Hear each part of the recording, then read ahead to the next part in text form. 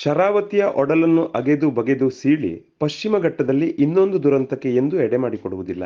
ಹಾಗೇನಾದರೂ ಸರ್ಕಾರ ಮುಂದಾದರೆ ನ್ಯಾಯಾಲಯದ ಮೆಟ್ಟಿಲೇರಲು ಸಿದ್ಧ ಎಂದು ಮಾಜಿ ಸಚಿವ ಬಿಜೆಪಿ ರಾಜ್ಯ ಉಪಾಧ್ಯಕ್ಷ ಹರ್ತಾಳು ಹಾಲಪ್ಪ ಎಚ್ಚರಿಕೆ ನೀಡಿದ್ದಾರೆ. ಭಟ್ಕಳ ಬಿಜೆಪಿ ಕಚೇರಿಯಲ್ಲಿ ಪತ್ರಿಕಾಗೋಷ್ಠಿಯಲ್ಲಿ ಮಾತನಾಡಿದ ಮಾಜಿ ಸಚಿವ ಬಿಜೆಪಿ ರಾಜ್ಯ ಉಪಾಧ್ಯಕ್ಷ ಹರ್ತಾಳು ಹಾಲಪ್ಪ, ಶರಾವತಿ ನೀರನ್ನು 2800 ಅಡಿ ಎತ್ತರದ ಹಾಗೂ ಸುಮಾರು 480 ಕಿಲೋಮೀಟರ್ ದೂರದ ಬೆಂಗಳೂರಿಗೆ ತೆಗೆದುಕೊಂಡು ಹೋಗುವ ಯೋಜನೆ ಕಾರ್ಯಸಾಧುವಲ್ಲ. ಬದಲಿಗೆ ಕೇವಲ 60 ಕಿಲೋಮೀಟರ್ ದೂರದಲ್ಲಿನ ಮೇಕೆದಾಟು ಯೋಜನೆಯು ಕಾರ್ಯಸಾಧುವಾಗಿದೆ. ಆದರೆ ಈಗಿನ ಕಾಂಗ್ರೆಸ್ ಸರ್ಕಾರ ಸುಮಾರು 22,000 ಕೋಟಿಯ ಯೋಜನೆಯನ್ನು ಹಾಕಿಕೊಂಡಿರುವುದು ಸಂಶಯಕ್ಕೆ ಎಡೆಮಾಡಿಕೊಟ್ಟಿದೆ.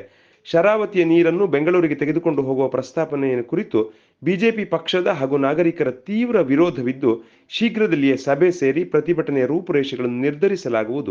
ಈಗಾಗಲೇ ಶಿವಮೊಗ್ಗ ಜಿಲ್ಲೆಯಲ್ಲಿ ವಿರೋಧ ಮಾಡುವ ಕುರಿತು ನಾವು ಚರ್ಚೆ ಮಾಡಿದ್ದೇವೆ ಎಂದರು. ಈಗಾಗಲೇ ಪಶ್ಚಿಮ ಘಟ್ಟ ಪ್ರದೇಶದಲ್ಲಿ ನಾವು ಸಾಕಷ್ಟು ಕಷ್ಟ ನಷ್ಟ ಅನುಭವಿಸುತ್ತಿದ್ದೇವೆ. 100 ಕಿಲೋಮೀಟರ್ ಗಟ್ಟಲೆ 10 ಅಡಿಗಳ ಆಳಕ್ಕೆ ಅಗೆದು ಪೈಪ್ ಹಾಕುವ ಪ್ರಕ್ರಿಯೆಯಲ್ಲಿ 100 ದೈತ್ಯ ಲಾರಿಗಳು, ಜೆಸಿಬಿಯಂತಹ ಯಂತ್ರಗಳು ಓಡಾಡಿ ಸಂಪೂರ್ಣ ಶಿಥಿಲವಾಗುವ ಪರಿಸ್ಥಿತಿ ನಿರ್ಮಾಣವಾಗಲಿದೆ. 450 ಕಿಲೋಮೀಟರ್ ದೂರಕ್ಕೆ ಪೈಪ್ಲೈನ್ ಅಳವಡಿಸುವಾಗ ಗಿರಿ, ಶಿಖರ, ಗುಡ್ಡ, ಮರ ಇವುಗಳನ್ನು ಅಗೆದು ಹಾಳು ಮಾಡಿ ಪೈಪ್ಲೈನ್ ಅಳವಡಿಕೆ ಮಾಡಬೇಕಾಗುತ್ತದೆ.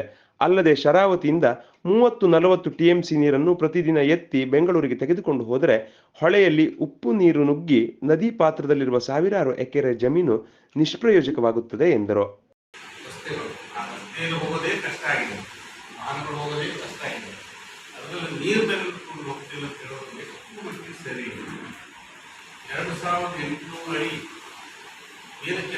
ಕಷ್ಟ 450 ಕಿಲೋಮೀಟರ್ ಆಗ್ತದೆ.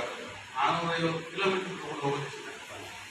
ಮತ್ತೆ ಪಶ್ಚಿಮ ಘಟ್ಟಗಳಲ್ಲಿ ಗಿರಿ ಕಂದರಗಳು, ಗಿರಿ ಶಿಖರಗಳು, ದಟ್ಟವಾದ ಅಡವಿ, ಈ ಅಡವಿಯಲ್ಲಿ ಗುಡ್ಡ ಬೆಟ್ಟಗಳನ್ನು ಬಗದು ಕೆಲವು ಕಡೆ ಅದನ್ನು ಮುಚ್ಚಿ ಮುಚ್ಚಿ ನೀರನ್ನು ತೆಗೆದುಕೊಂಡು ಹೋಗ್ಬೋದು. ಅದನ್ನ ಪೈಪ್ಲೈನ್ ಮಾಡಲಿಕ್ಕೆ ಅಗಾಧವಾದ ವಾಹನಗಳ ಸಂಚಾರ ಆಗ್ತದೆ, ಮಿಷನರಿಗಳು ಹೋಗ್ತವೆ.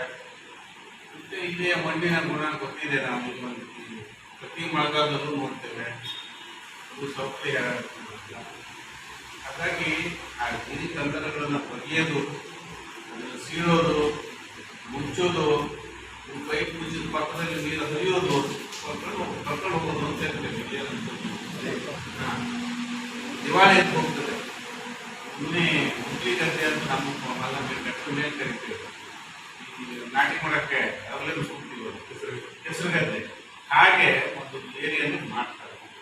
ಮತ್ತೆ ಪೈಪ್ಲೈನ್ ಹೋಗ್ಬೇಕಾದ್ರೆ ಅಷ್ಟು ಪೈಪ್ಲೈನ್ ಆಗಿ ಇದರಲ್ಲಿ ಸೆಟ್ರೇಟರ್ ಹಾಕೋದಲ್ಲ. ಇದು ಟೆಕ್ನಿಕಲ್ ಆಗಿ ಪೈಪನ್ನು ಸಾಗಿಸ್ಬೇಕು, ಪೈಪನ್ನು ಮುಗಿಬೇಕು, ಮುಚ್ಚಬೇಕು, ಮತ್ತೆ ಪಕ್ಕದಲ್ಲಿ ರಸ್ತೆ ಮಾಡ್ಕೋಬೇಕು.